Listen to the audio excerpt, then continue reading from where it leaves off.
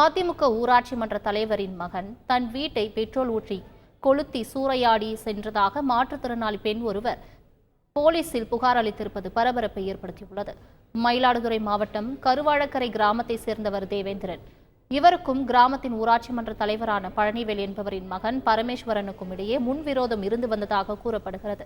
இதில் கடந்த மாதம் கிராமத்தில் நடந்த நிகழ்ச்சிகளில் இருவரும் தகராறில் ஈடுபட்டு ஒருவரை ஒருவர் தாக்கிக் கொண்டதாக சொல்லப்படுகிறது. இறுதியாக கோவில் திருவிழாவில் நடந்த தகராறில் பரமேஸ்வரன் கழுத்தில் அணிந்திருந்த செயினை தேவேந்திரன் பறித்து சென்றதாக கூறப்படுகிறது. இதனிடையே இது தொடர்பாக ஊர்க்கூட்டம் கூட்டப்பட்டிருக்கிறது.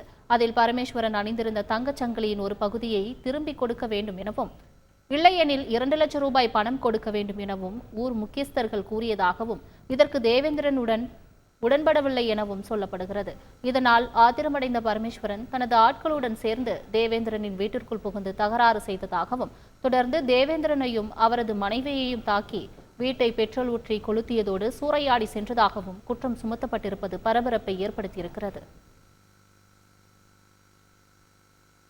அந்த செயினை நான் பார்க்கவும் இல்லை, கண்ணால் எதுவுமே நான் செய்யலை. ஆனால் நான் தான் எடுத்திருக்கேன்னு சொல்லி என்னை வன்முறை தூண்டி என்னை அடிக்கிறாங்க. குற்றவாளி இல்லைன்னு சொன்னாலும் ஒத்துக்கலை யாருமே.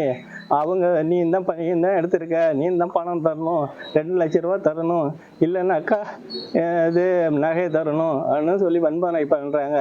இரவு 11 மணி 12 மணி அளவில் என் வீட்டை பெட்ரோல் ஊற்றி கொளுத்தி நாசம் பண்ணியிருக்காங்க. நான் வீட்டுள்ளே இருந்ததுனால உயிர் தப்பித்துள்ளோம். என் மனைவி என் மாற்றுத்திறனாளியாக இருக்காங்க. அதனால என்னால் எதுவும் செய்ய முடியல தனிப்பட்ட முறையில்.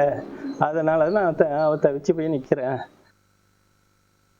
இந்நிலையில் தேவேந்திரனின் குற்றச்சாட்டிற்கு பரமேஸ்வரன் தந்தையும் கருவாழக்கரை கிராமத்தின் ஊராட்சி மன்ற தலைவருமான பழனிவேல் மறுப்பு தெரிவித்தார்.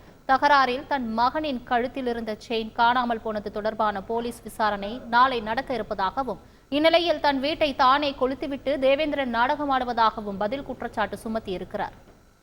இந்த செயின்ல இந்த தான் பாக்கி இருக்கு, 4 வயசு இருக்கு, 3/4 வருஷம் எடுத்துட்டு போயிட்டாரு. அவர் கூட்டத்தில் கேட்க சொன்னேன். கேட்டதுக்கு நான் போலீஸில் பார்த்துக்கிறேன், ஊருக்கு நான் கட்டுப்பட மாட்டேன் அப்படின்னு சொல்லிட்டு அவர் போயிட்டாரு.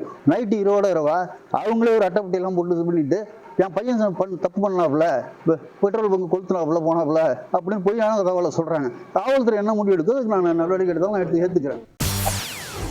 செய்திகளை உடனுக்குடன் தெரிந்து கொள்ள உடனே சப்ஸ்கிரைப் பண்ணுங்க.